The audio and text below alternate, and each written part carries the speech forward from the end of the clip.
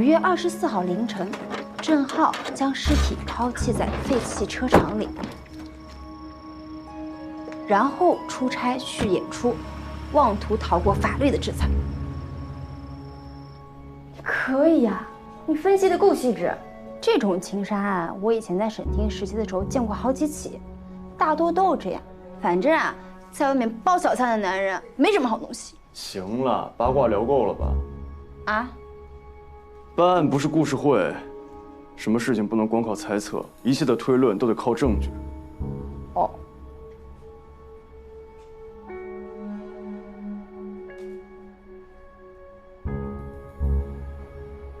郑浩，现在全部的物证都指向了你，你应该相当清楚吧？就算你编再多的谎，都是没用的。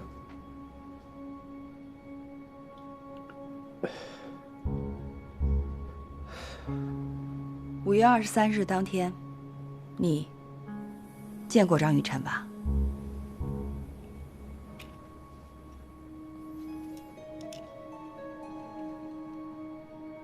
我们确实在他家见过，而且我们吵了架。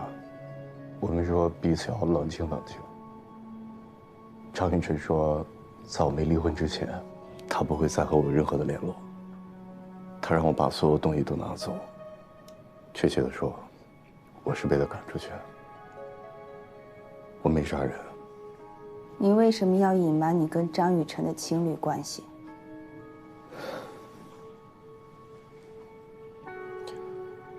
我是一个有社会身份的人，这种事情，我肯定在第一时间否认。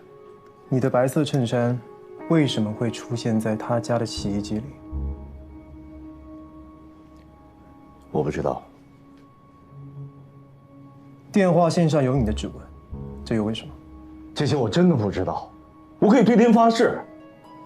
我爱雨晨，我怎么可能去伤害他呢？我看你平时的婚外情人可真不少。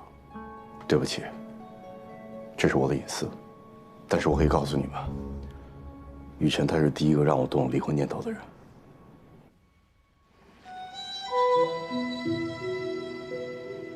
我和张雨晨是在旅途中认识的，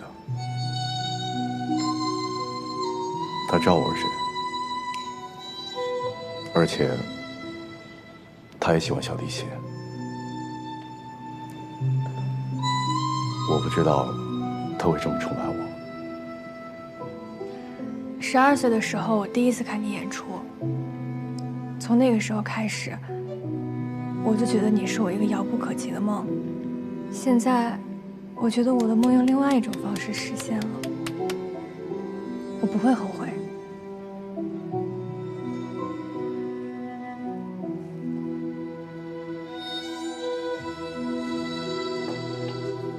雨晨，来，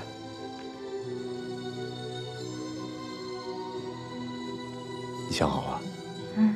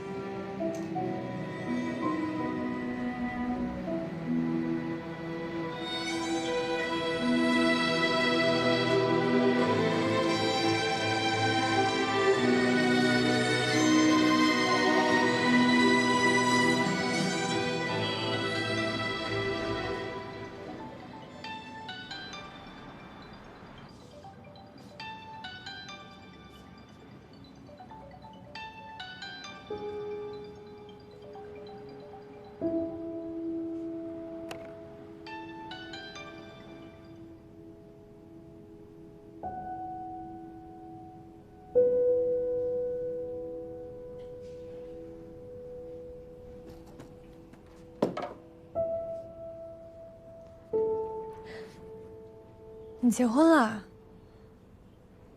我现在算什么呢？小三、情人，还是一夜情对象啊？雨辰，不是你想的那样，只是我现在我不知道怎么跟你解释才好。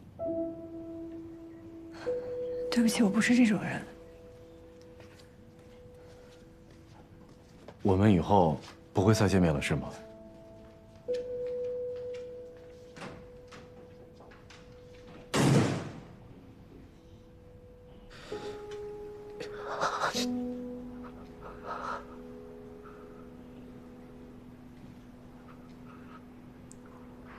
对不起，我今天有点累了。今天能不能就先到这儿了？好，那今天到这儿吧。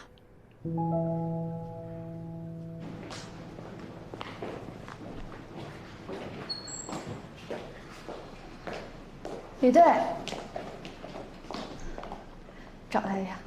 林涛，我今天要布置给你一个任务。打住，我也有个任务要给你，帮我去叫那谁，今晚老张小厨吃个饭。那谁是谁呀？这不明知故问吗？这样吧，让你们法医部门全部一起来。哎，那总得师出有名，是不是李队？我林涛绝对不会低头的。告诉秦明，我是为了嬛嬛，也是为了我们工作。再说，明明是秦明自己的错，他自己在那和彪哥在叭叭叭叭。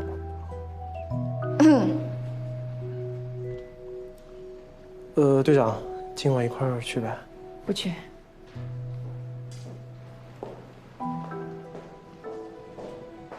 九表姨最近怎么怪怪的？算了，水表姐，说好了啊，今晚好好给我评评理，别总向着秦明。人家秦明不是董门镇的人吧？彪哥和嬛嬛也不是，就只有你是。你身上就没有一种使命感，没有责任和义务吗？我跟你说，请客吃饭这种事儿呢，还是得自己说，这样才有诚意，懂了吗？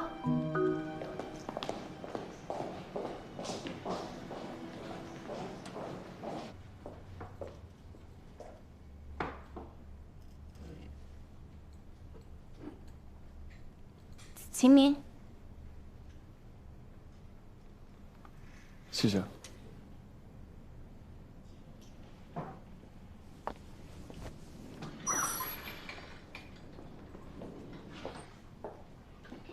各位法医部的老师们，我来兑现我的承诺了。老张小厨，上次去合川县的时候不是说了吗？想请大家一起吃个饭。你什么时候说过啊？说没说过不重要，就今天啊，都别推辞。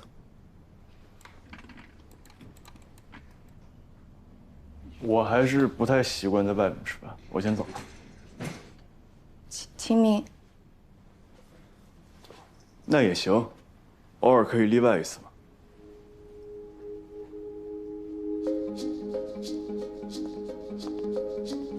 走。老板，来吧，牛肉。哎，来了，马上啊！好嘞。老板结账。哎，好嘞。刚做完就好了。哎，好嘞。你们桌是158，自己扫码啊。哎，好嘞。哎，老板，我和我女朋友等1个小时了，下一桌就是你们啊。走，再见。哎，慢了。老张，老张，我当是谁呢？原来是林少爷。低调。那个老张啊，咱今天人有点多，帮我们整个位子呗。哎，加塞不好。什么加塞？我这提前打过电话，这叫预定。咱们小店不实行预定，那个你们例外，稍等。等一下啊。来，先喝点水。老张啊，老样子，我还是要花椒鱼翅底。好嘞。嬛嬛呢？啊，我也花椒鱼翅。师傅你呢？一样。我要浓汤牛肉锅。我要一点荤腥都没有。一点荤腥都不要吗？哎，对了，老板，这个麻烦您用开水帮我消毒，谢谢。是不是要在开水里煮5分钟？啊，不用5分钟，2分钟就行。那你要不要去后厨看一下消毒的过程？可以吗？那就。老张，他这人就这样，你不用管他。年轻人要活得坚强一点。他是说我脆弱的意思吗？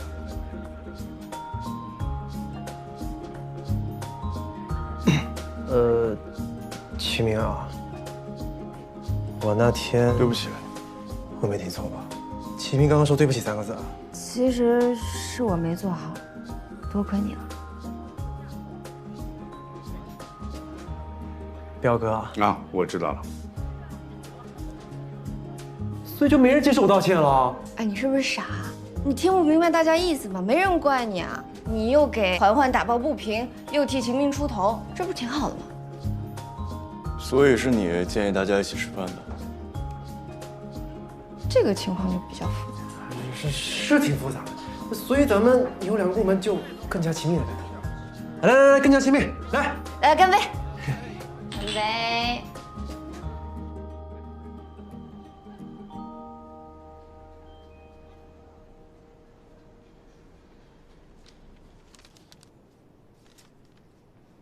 我们查了你的资料，您已经有1年多没有上台演出了。对，为什么？一些原因，我觉得我自己没有办法在舞台上取得更高的成就，音乐离我越来越远。那段时间，其实我想过死。我本以为张雨晨是来救赎我的，但是我错了。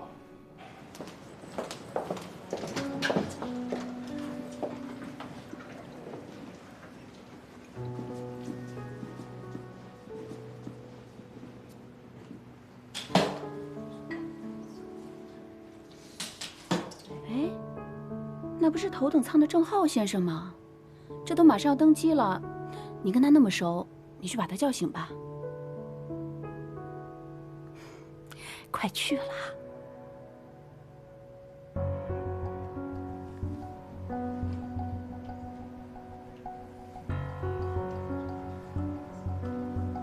先生，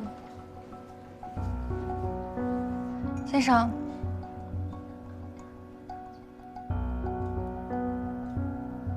最终，我还是选择面对死亡。我服下了很多的安眠药。快叫救护车！郑浩，郑浩，郑浩！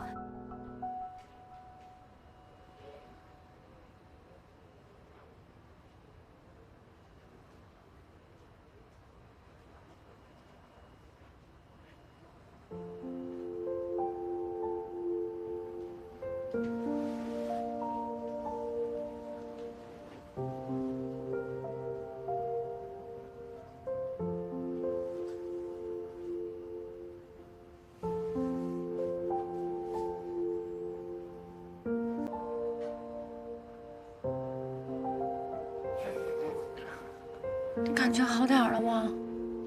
头还是有点疼，不过有你在，我心里舒服多了。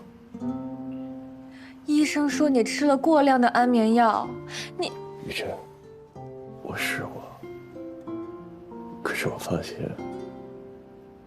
我离不开你。那你就来找我，来告诉我为什么要用这么傻的方法，为什么一定要走这条路？你没有资格。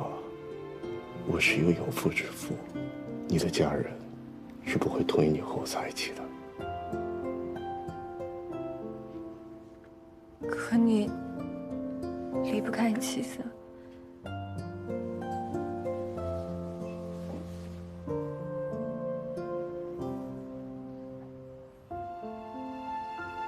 我知道我自己特别自私，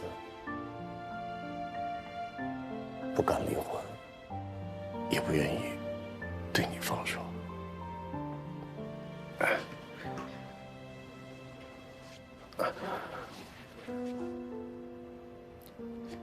你知道吗？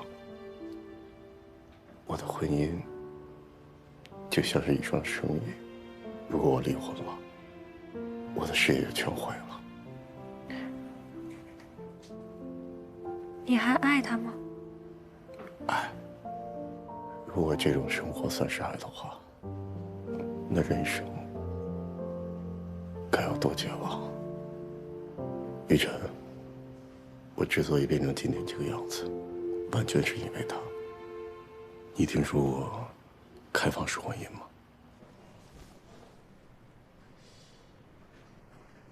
开放式婚姻，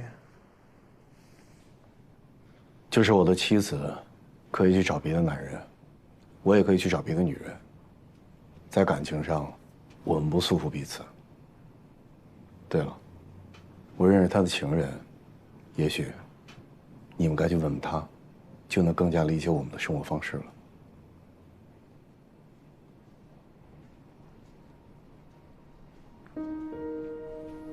开放式婚姻，什么鬼啊？这不罕见啊，很多人都会组成临时夫妻，这就叫开放式婚姻。我不明白，婚姻意味着束缚，开放意味着自由，这两者是矛盾的呀。一个合伙公司的员工，他们的共同目的都是给公司赚钱，但他们都有找乐子的权利。这种夫妻关系呢，就很像开公司，他们为了更高的共同利益。你怎么会那么懂？一个好的警察，必须得是一个出色的社会学家。所以你们是赞同开放式婚姻了？当然不。所以我们在这里讨论开放式婚姻，跟郑浩有没有犯罪有什么关系吗？开放式婚姻的重点呢，是白头偕老的目标。就比如说，你坐一辆火车，你可以选择在中途下车休息，但只要一旦发车，你就必须再回到车上。问题是，如果其中一方选择留在了风景区，没有上车的话，那另外一方就会感到极度的愤怒还有痛苦。灵魂背叛要比出轨还有婚外情更让人绝望。所以你的意思是，如果他妻子知道郑浩是为了张雨晨和他离婚，她的丈夫完完全全爱上了另外一个女人，那么他妻子是不是就有杀人动机了？你妻子知道张雨晨吗？不知道，我没和他提过雨辰。他难道就没有好奇问过你离婚的理由吗？我只是告诉他，我想改变一种生活状态，我想要过正常的生活。可无论什么理由，他都不同意。张雨晨也无法接受你的婚姻状态吧？对，一开始是这样。开放式婚姻就是结婚后各自保持情感自由的生活方式。这个是他提出来的，也是他想要的生活。我一直都在努力的配合他，可是我每次见到他和别的男人在一起的时候，我就会报复性的去和另外一个女人在一起。我知道我这么做是不对的，但是我不这么做的话，我恐怕活不下去。你爱他？我承认，我曾经爱过他，可是现在只剩下了麻木。我就像一具火热的尸体一样。所以你之前说你因为音乐才四处留情是假的？我怎么可能把我人生中最痛的伤疤揭开，给别人看呢？那你揭给我看是为什么？因为我爱上你了。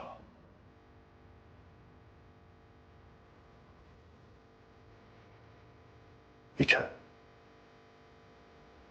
我真的爱上你。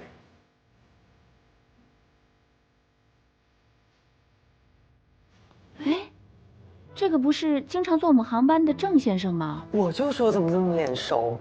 哦，原来他是罗琦的老公。原来他们都隐婚10年了，这又是女强男弱的一对啊。是啊，他是著名小提琴家，得过很多金奖，很厉害的。哎，你是不是也学过小提琴吧？嗯，音乐老师跟我说过，他8岁就登台表演了，是音乐神童，而且和川县没有出过什么人才，在小提琴领域，他就是神一样的存在。哇，好羡慕！难怪一个小提琴王子，一个时尚女王，他们真的好般配啊！好可爱，对不对？那少女的奶，好羡慕身材啊！对，不愧是时尚女博主。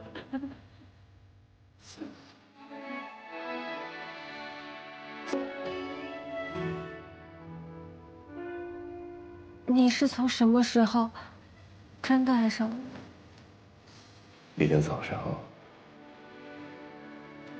你站在窗前，拉着小提琴，阳光洒在你的身上，是那么的圣洁、美好。那是我在演奏时最想达到的状态。可是就在那一瞬间，它居然出现在了你的身上。那一刻的你，比世界上任何一件东西都要美好。你可能觉得我特别矫情，但是这是我的真实想法。对于一个音乐家来说，那一刻是我一生。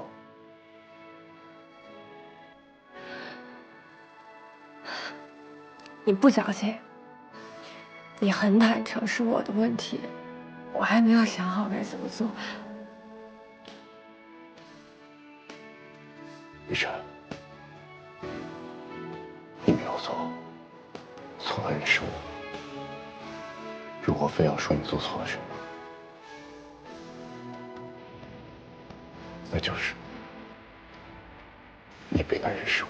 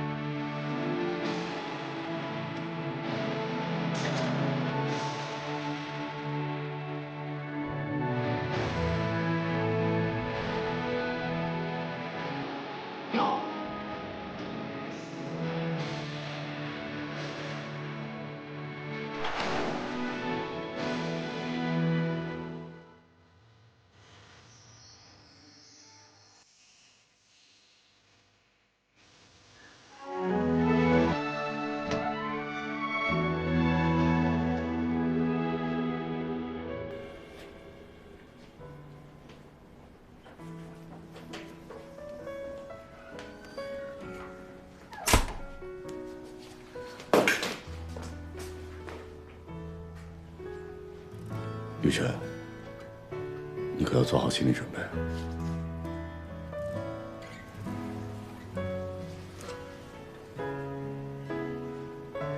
我可能离不了婚。我不想去想这些事情，我只想跟你在一起，跟现在一样，永远在一起。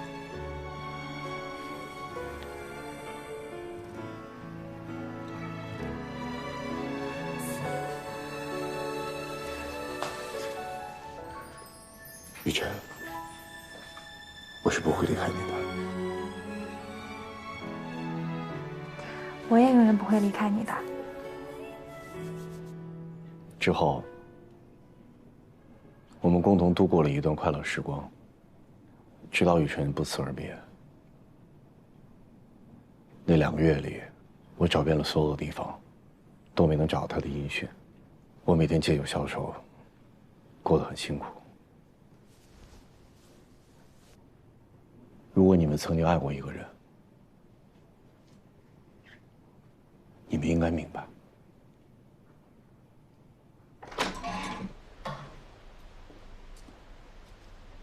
谢谢。马上回法医中心开个会。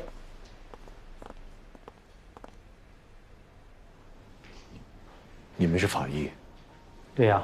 我听说雨辰死得很惨，他生前最爱漂亮了，能不能拜托你们把他画得漂亮一点？他们是法医，不是殡仪馆化妆师。我们会尽力的。那等我出去以后，能不能让我再见到最后一面？这个需要征求死者家属同意。看来我没有什么机会再见到他了。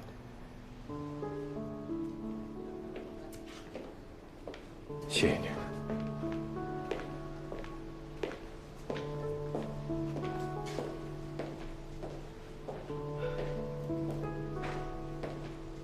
现在种种物证都指证，张雨辰家就是装尸地点。可非常奇怪的是啊，在现场并没有打斗的痕迹。排除熟人作案，我认为案发现场可能另有他处。假如郑浩在别处行凶，那为什么要在死者家里装尸啊？这一路变数颇多，犯罪成本极高，而且还要在尸僵完成前完成裹尸。按照正常人的逻辑，这不符合常理啊。除非是有人想把杀人这件事情嫁祸给郑浩。凶手的作案计划非常周密。现在回头想一想啊，郑浩如果真的杀了人，他会把他自己的衣服落在洗衣机里吗？这不是明显着把证据留在了现场吗？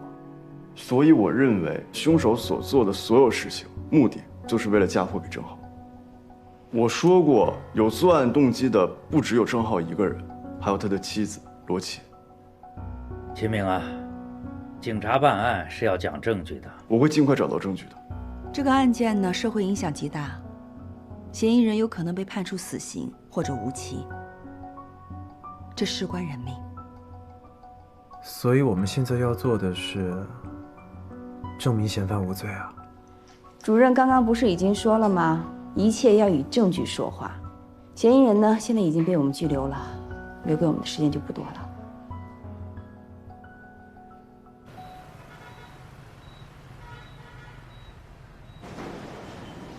民航，是我。你好，赵天启，想跟您了解一下情况，能坐下来说吗？啊，您坐。是郑浩叫你们来的？想跟您了解一下郑浩他们夫妻的关系。对于罗老师上一次跟我说的那个空，我很感兴趣。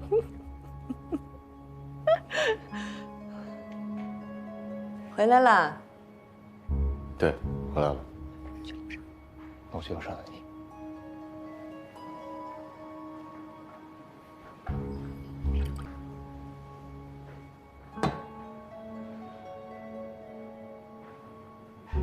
怎么了？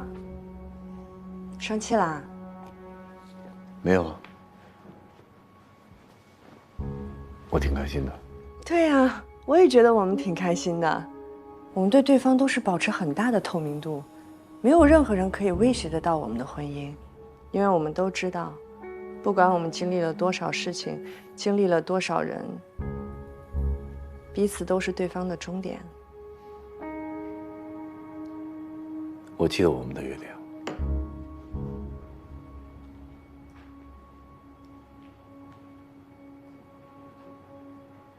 我们都不是保守的人，我们怎么可能一辈子只对一个人心动呢？我们现在感情很好啊，所以说明我们的选择是对的。嗯。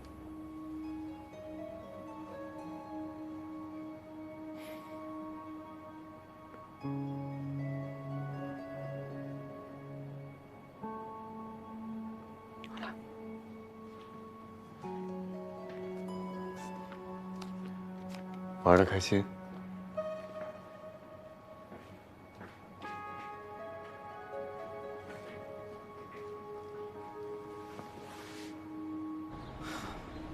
虽说他们夫妻各玩各的，但是碰上那种情况，我还是挺尴尬的。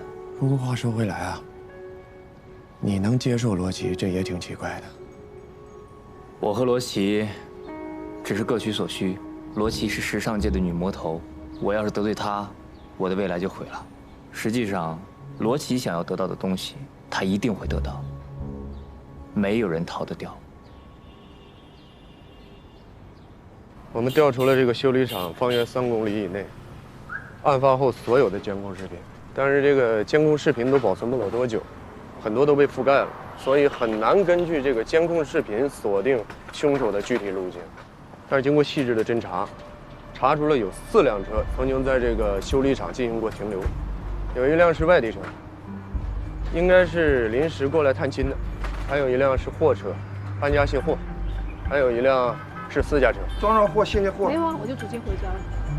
这3个人我们都找到了，各有各的理由，都排除了嫌疑。所以第4辆车就是目标车辆。对，这就是那第4辆车，这车是租来的。不过好在啊，这个租车公司给外租的车辆都安了 GPS 定位系统。我们调查了一下，这个车于5月24日早上6点离开了张雨晨的家，7点左右在这个修理厂停留了15分钟，然后驶向了城外树林，大概2个多小时吧。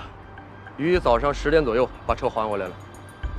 林间周围没有监控，这2个小时嫌疑人很可能在清理车辆。这嫌疑人挺聪明的，租车的身份证是买来的，所有的身份信息全是造假。最要命的是啊，这车在这2个月里头，天天有人开，因为租出去比较便宜嘛。耀哥，这车应该是让人清理过，而且这2个月都没闲下来，难度挺大，别抱太大希望。有希望比绝望强。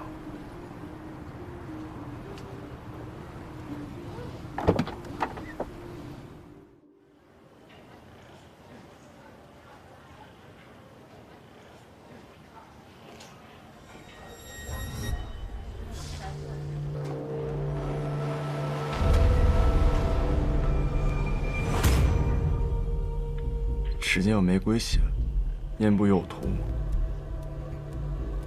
肤色呈青紫色，特别是面部，窒息死亡。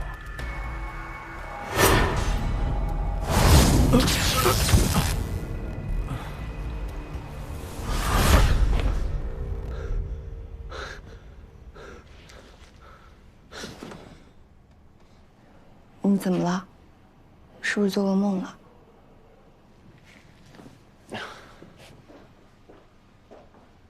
累了就回去好好睡一觉，否则觉也睡不好，工作也干不好。少睡点挺好的，睡多了更难受。日有所思，夜有所梦，干我们这一行，做噩梦是常态。要不你还是休息一下吧，光是验 DNA 锁定归属者这一项，工作量就已经很大了。我们还要调查租车的物证，这2个月车子被无数的人开过，如果调查起来，可能有上百号人，而且凶手很有可能清理过车子。我们这种大海捞针式的查凶手的痕迹，太难了。虽然大海捞针是个笨办法，但排除法不一定奏效的。没有巧办法，那就用笨办法。开始吧。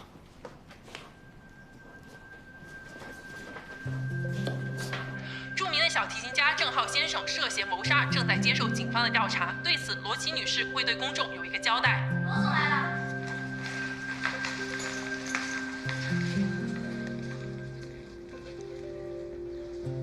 对于张小姐的不幸，同为女性的我，觉得非常的悲痛。但是作为一名妻子，我也绝对相信我的丈夫不是杀人犯。希望警察可以早日找到真凶，释放我的丈夫。就这样。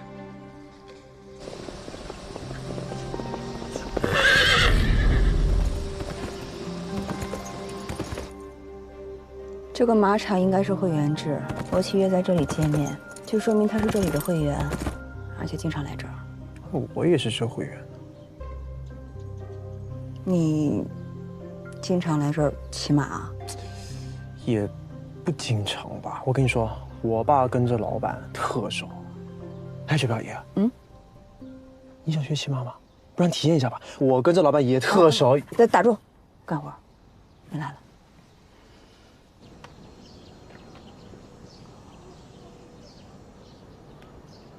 罗小姐，这是您要的西瓜汁，请慢用。请问还需要别的吗？不需要了。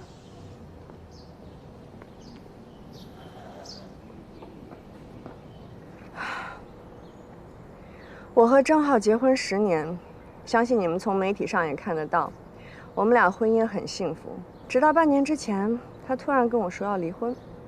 他为什么要提出离婚？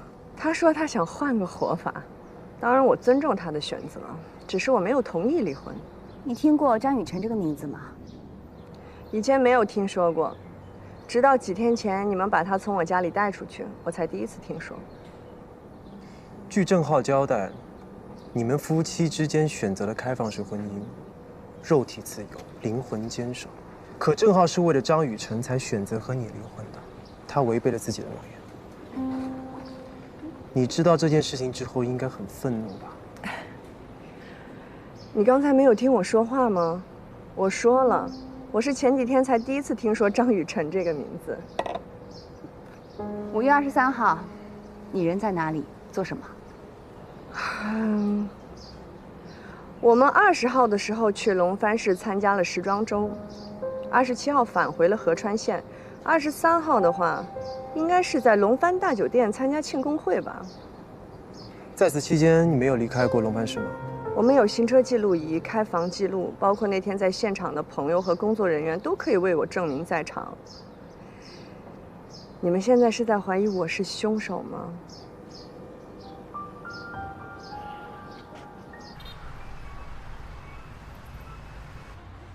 今天工作量已经这么大了，每个人都有极限的，你不要逼自己了。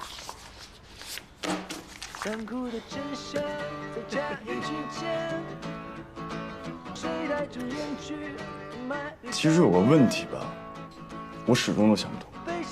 你说。老板，哎，二位有什么需要？外边的那个歌手，你了解吗？我看他从上到下穿了一身名牌，像要把人民币穿身上了一样。他呀，这个小孩也是个小开，虽然比不上小林警官，但是比一般人还是强太多了。那为什么还要卖唱啊？每个人都需要掌声，需要认可，需要展示自己。但这跟你问题有什么关系吗？郑浩是个知名的小提琴演奏者，他需要展示自己。可我听林涛说，他放弃了小提琴，从事了小提琴教育，这得多寂寞啊！有必要把这个情况反映给刑侦的人。对了，说起小提琴，我想起来了，前2天有一个客人，可能因为失恋喝得烂醉如泥，最后拿这把小提琴当了酒巾，说第2天来赎，再也没来。那应该是一把有故事的琴吧？每一把琴都有自己的故事，每个人都有自己的心事。有时候啊，你要当做这个世界上只剩下你一个人，不要在意其他人，静静的感受。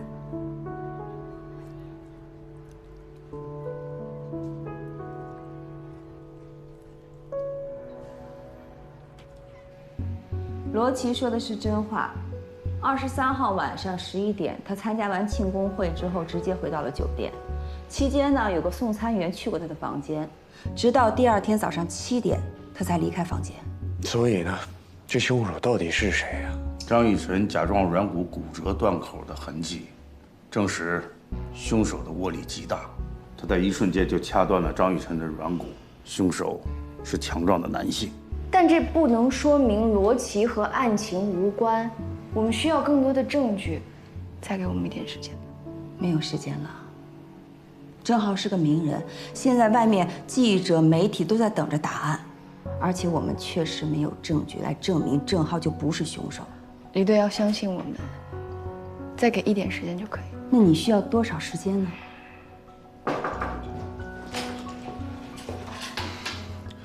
郑浩不是凶手的证据，就在这儿了。